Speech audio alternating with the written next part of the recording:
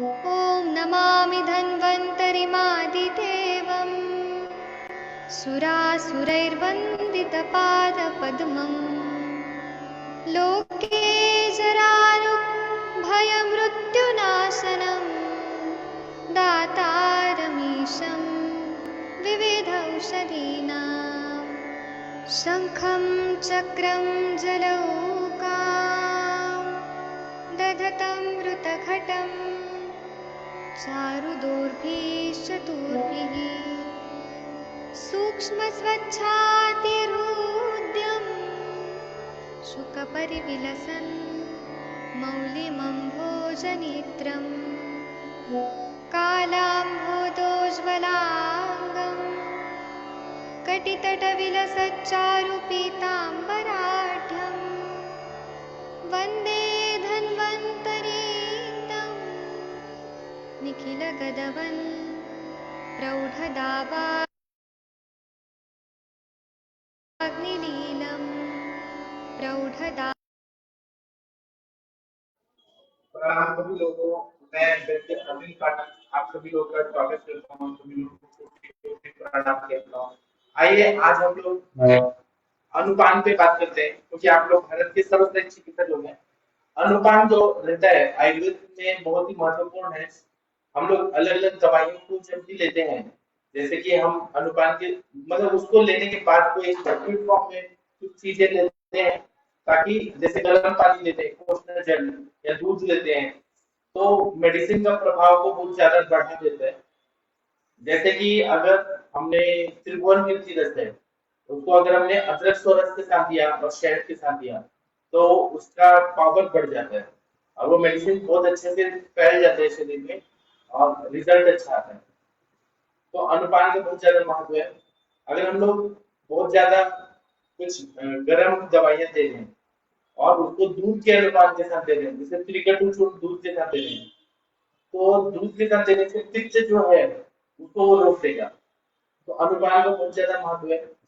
अनुपान ऐसा है जो योग वाही हो, योग वाही मतलब मेडिसिन के पावर को एनहांस करे और उसका कोई साइड इफेक्ट ना हो। जिस तरह का दवाई है उसी के अनुसार वो वैसा काम करने लगे और बहुत अच्छा करे।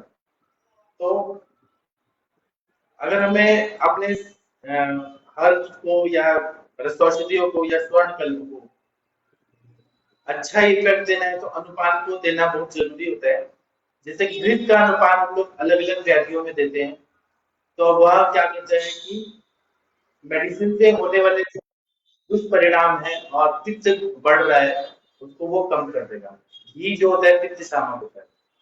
तिल तेल होता है, उसका अनुपान अगर दे रहे हैं 1 चम्मच आधा चम्मच, तो वात का जो भी प्रॉब्लम है उसको कम करेगा।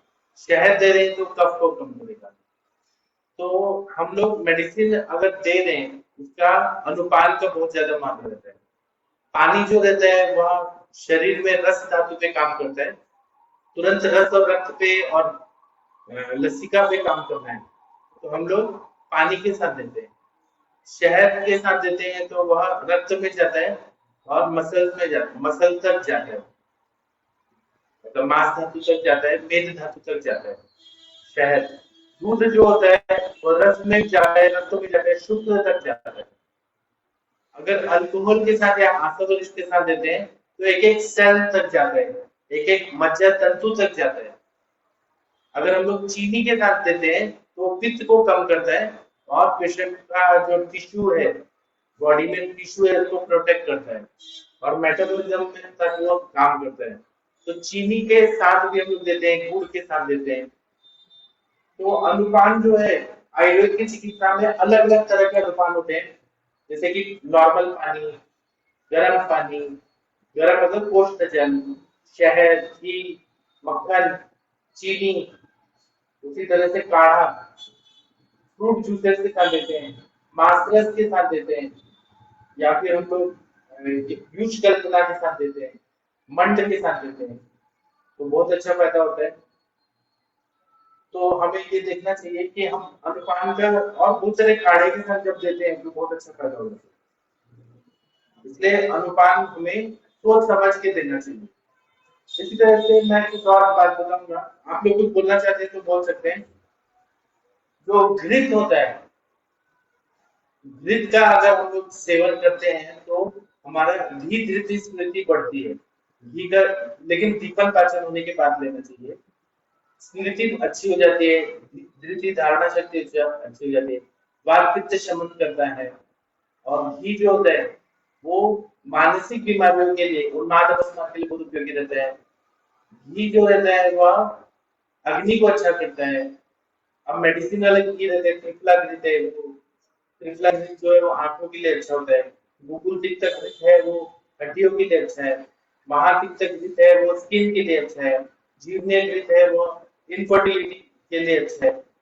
फल घृत है वो इनफर्टिलिटी के लिए अच्छा है। शतावरी घृत है वो गायनिक प्रॉब्लम के लिए अच्छा है। पित्त शामक है। तो हम लोग घृत कल्पनाएं किस अनुपान के रूप में प्रयोग कर रहे हैं, वो हमें देखना पड़ता है। शहद भी अलग अलग तरह से आते हैं आजकल, कि जामुन के वृक्ष से बनाया हुआ शहद, फिर सरसों के पौधों से बनाया हुआ शहद, अलग अलग तरह से शहद आते हैं। तो कोई पीपल के पेड़ के पास से निकाला हुआ शहद, तो उनके गुण भी अलग अलग होते हैं। तो शहद जो होता है वो मॉडर्न बीमारियों में अगर देखें तो आयुर्वेद में कास्टवर्ड बोलते हैं, ब्रोंकाइटिस के लिए होता है, अस्थमा श्वास लेने के लिए होता है, हिचकी के लिए अच्छा होता है। उल्टी के साथ अगर उल्टी हो रही है तो नींबू का रस और शहद देते हैं तो उल्टी हो देता है। बहुत प्यास लगती है तो शहद और नींबू पानी के साथ देते हैं। अगर बहुत ब्लीडिंग हो रहा है तो शहद, सबसे पहले ब्लीडिंग जहां से हो रहा है, कट लग गया वहां पे शहद लगाते हैं। डायबिटीज है तो नहीं देना चाहिए। आंखों की बीमारी है तो आंखों में लगाने के लिए भी शहद दिया जाता है, क्योंकि इसका योगवाही गुण रहते हैं। पुराना शहद जो है वो ज्यादा अच्छा माना जाता है, नया शहद उतना अच्छा नहीं माना जाता है। और अगर शुगर के पेशेंट है उनको दे दिया जाए तो उनका शुगर बढ़ जाएगा, डायबिटीज बढ़ेगा, मोटापा भी बढ़ जाएगा। शहद कितना देना है, और वो भी शुगर वाला है क्या शहद, ओरिजिनल शहद तो मेद का शरण करेगा, लेकिन अगर चीनी मिक्स करके बना दिया तो तकलीफ करेगा। शहद जो है वो अल्सर को हील करने के लिए बहुत श्रेष्ठ बनेंगे। तो हमें इसका अनुपान कहाँ पे कब क्या देना है वो देखना है।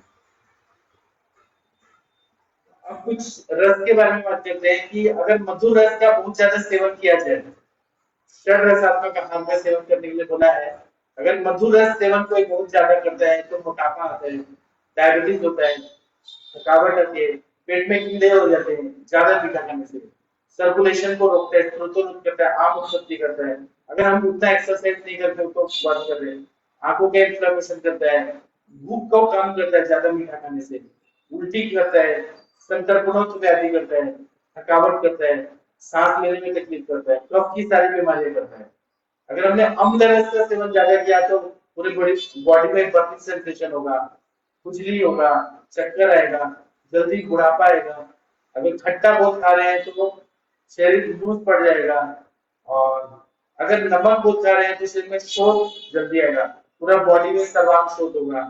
इसी तरह से ब्लीडिंग जल्दी होगा, स्किन डिजीजेज होगा, विसर्ग वगैरह होगा, कुष्ठ रोग होगा, ज्वाइंट डिजीज होगा, इम्पोटेंसी आएगा। ज्यादा नमक खाने से इम्पोटेंसी आता है, स्किन में झुर्रियां पड़ती हैं, बाल झड़ने लगते हैं। अगर तीखा रस बहुत खाते हैं, मिर्ची मसाला बहुत खाते हैं तो दर्द बढ़ता है, बात का प्रकोप होता है, चक्कर आता है और कॉन्शियसनेस कम होता है, मुंह सूखने लगता है, ट्रेमर्स होता है, थकावट आता है, जलन होती है, बुखार आता है, प्यास लगती है और सेक्सुअल सेंसेशन में थकावट आती है। इसलिए कटु रस का सेवन ज्यादा नहीं करना चाहिए। कटु रस खाने वाले लोगों का शुक्र जो है वो खराब होने लगता है। तिक्त रस का सेवन ज्यादा करने से बात की प्रॉब्लम बढ़ती है। तिक्त रस जो है केवल 4 ही ऑप्शन है कि पटोल है, कटु पस्तिक है, पटोल है, गुडुची है, तिरातिक्त है।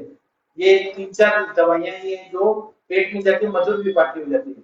बाकी सारे तिक्त रसात्मक दवाइयां हैं वो सर दर्द करता है, थकावट करता है, स्टिफनेस लाता है, बात के सारे नमनेस करता है, बाध्यता लाता है, चीटियां काटती है, ऐसा लाता है, सेक्सुअल जो सिक्रीशन है उसको कम करता है। तो इसलिए तिक्त रस का ज्यादा सेवन नहीं करना चाहिए। उसी तरह से कषाय रस, लोग जो सुपारी बहुत ज्यादा खाते हैं उनको कॉन्स्टिपेशन का तकलीफ रहता है, चक्कर आता है, थकावट होती है, वात के प्रकोप से भ्रम होता है, उसी तरह से टिंगलिंग नमनेस होता है, मतलब चींटियां काटने जैसा, और हंसपात चिमचिमाहट और बाध्यता आती है, वात बढ़ जाता है, सेक्सुअल डिजायर जो है वो कम हो जाता है, थकावट आती है, रुक्षता बढ़ती है। इसलिए कषाय रस का सेवन ज्यादा नहीं करना चाहिए। तो हमें ये देखना है कि हम षड रसाभ्यास, सभी रसों का अभ्यास करें तो वो बलकर है। कोई भी चीज ज्यादा नहीं होना चाहिए, कोई भी चीज कम नहीं होना चाहिए। जहां जितना आप नमक बोले कि 1 किलो खाएं, मीठा 1 किलो खाएं तो नमक भी खाएं, वैसा नहीं।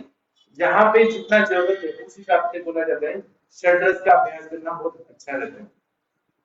आप लोग कुछ बोलना चाहते हैं तो बोल सकते हैं। Doctor Harihar sir, Shashi madam, आप कुछ बोलना चाहती हैं?